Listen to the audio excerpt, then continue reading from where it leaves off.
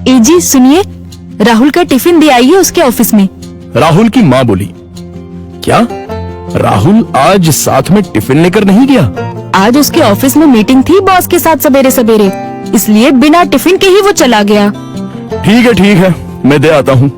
राहुल के पिता तैयार होने के लिए कमरे में चले गए। एक दिन पहले, माँ, मेरे दोस्त के पिताजी भी टीचर थे। उन्होंने देखो कैसे आलीशान बंगला खरीदा है। नहीं तो मेरे पापा, हम आज भी इस किराए के मकान में रहते हैं। राहुल गुस्से से बोला। राहुल, तुम्हें पता नहीं शायद, पर तुम्हारे पापा घर में सबसे बड़े थे, इसलिए 2 बहन और 2 भाइयों की शादी उन्हें ही करनी थी, और साथ में तुम्हारी पढ़ाई का खर्चा, और तुम्हारी बड़ी बहन की शादी भी तो थी। किसने किया ये सब? क्या फायदा इन सब का? उनके भाई बहन अब बंगले में रहते हैं। कभी उन्होंने सोचा है कि अपना भाई किराए के मकान में रहता है तो उसके लिए एक छोटा सा घर खरीद के दे दे? ये सुनकर माँ की आंखों में आंसू आ गए। उन्हें समझ नहीं आ रहा था कि जन्म दिया बेटा अपने बाप के बारे में ऐसी बातें कर रहा है। फिर माँ बोली, तुम्हारे पिता ने अपना कर्तव्य निभाया, अपने भाई बहनों से कभी किसी चीज की उम्मीद नहीं की। राहुल पागलों जैसा बोल रहा था। अच्छा वो ठीक है, पर पिताजी लड़कों की ट्यूशन लेते थे। उनसे अगर फीस लेते तो आज पिताजी पैसों की गद्दी पर सोते। आजकल के क्लास वाले देखो कैसे इंपोर्टेड गाड़ियों में घूमते हैं। लेकिन तुम्हारे पिता के कुछ उसूल थे, ज्ञान बांटने के, पैसे नहीं लेने के, इसलिए तो उन्हें ढेर सारे पुरस्कार भी मिले। पता भी है तुम्हें? ये सुनते ही राहुल जोर से चिल्लाया, क्या फायदा इन पुरस्कारों का? क्या उनसे हमारा मकान बनेगा? पड़े हैं धूल खाते उस कबाड़ खाने में, कोई नहीं पूछता है उनको। तभी दरवाजे की बेल बजती है। पिताजी ने अपनी बातें तो सुन नहीं ली ना। इस डर से राहुल का चेहरा उतर गया, लेकिन पिताजी किसी से बात किए बिना ही अपने कमरे में चले गए। ये था कल का झगड़ा, और आज मोहनलाल ने साइकिल को टिफिन लगाया और कड़ी धूप में राहुल के ऑफिस पहुंच गए। कड़ी धूप होने के कारण वो थक गए थे। ऑफिस पहुंचने पर उनको सिक्योरिटी गार्ड ने रोका।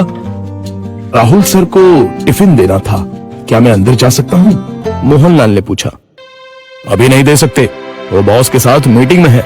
जब मीटिंग खत्म होगी तब दे देना। चलो यहां से हटो, बॉस तुम्हें देखना नहीं चाहिए। अगर बॉस को दिख गए तो मेरी हालत खराब हो जाएगी।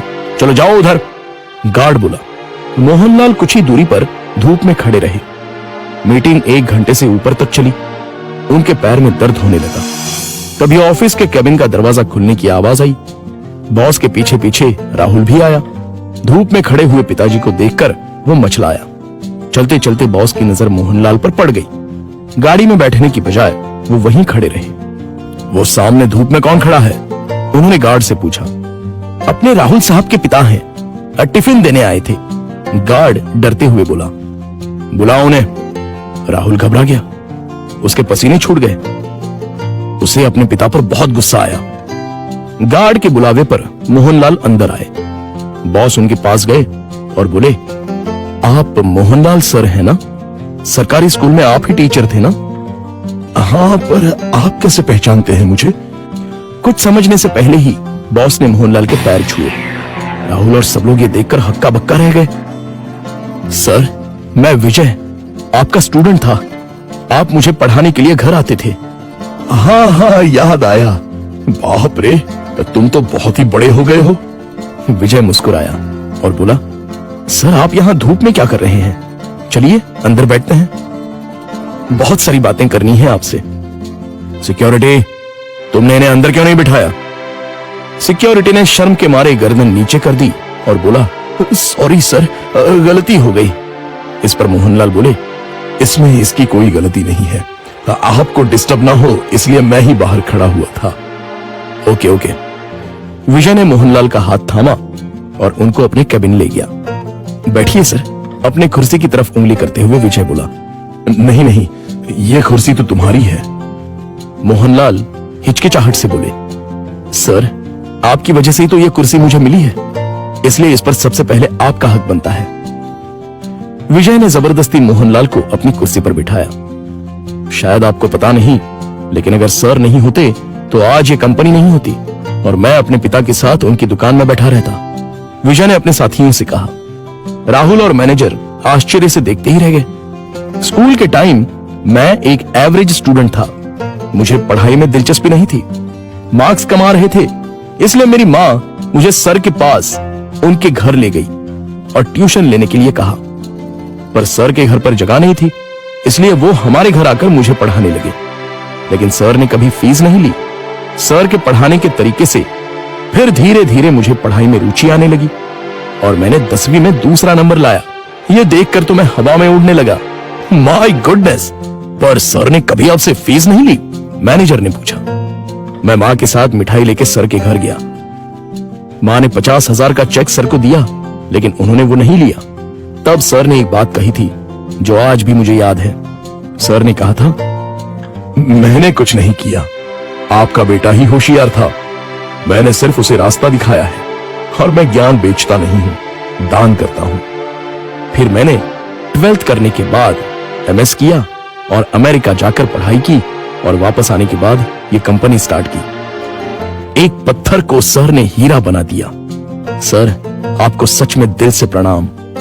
मोहनलाल की आंखों में आंसू आ गए। यह सच में कमाल की बात है। बाहर दुनिया में पढ़ाई का बाजार चल रहा है और इन्होंने बिना फीस लिए पढ़ाया। मान गए सर आपको। ऐसे लोग उसूल के पक्के होते हैं। इन्हें पैसों की और पुरस्कार की भी चाह नहीं थी। इन्हें तो बस अपने स्टूडेंट का भला हो, यही दिन रात सोचते थे। सही कहा सर आपने। ऐसे लोग तो दुनिया में बहुत ही कम होते हैं। सर, क्या आज आप उसी किराए के मकान में रह रहे हो? मोहनलाल की जगह राहुल ने ही जवाब दिया। हाँ सर, उसी किराए के मकान में रहते हैं। आज मैं अपने सर को गुरु दक्षिणा दूंगा। इस शहर में मेरे कुछ फ्लैट्स हैं, उसमें से एक फ्लैट मैं आपके नाम कर रहा हूं। विजय ने कहा। क्या? मोहनलाल और राहुल एक ही साथ बोले। इतनी बड़ी गुरु दक्षिणा मुझे नहीं चाहिए। मोहनलाल बोले, सर प्लीज ना मत कहिए। काम के चक्कर में मैं अपनी गुरु दक्षिणा देना भूल गया था। बहुत बहुत शुक्रिया सर। शुक्रिया मुझे नहीं, अपने पिता को कहो और मुझसे एक वादा करो कि तुम अपने पिता के अंतिम सांस तक उनके साथ रहोगे। हाँ सर, मैं वादा करता हूं। राहुल इमोशनल हो गया और उसकी आंखों से आंसू आ गए। तो दोस्तों, आपसे गुजारिश है कि कभी भी अपने पिता से ये मत पूछिए कि उन्होंने आपके लिए क्या किया और क्या कमाया है। जो कुछ कमाना है वो अपने दम पे कमाओ। उन्होंने हमें जो पढ़ाई और संस्कार दिए हैं वही आपको कमाने में मदद करेंगे। धन्यवाद।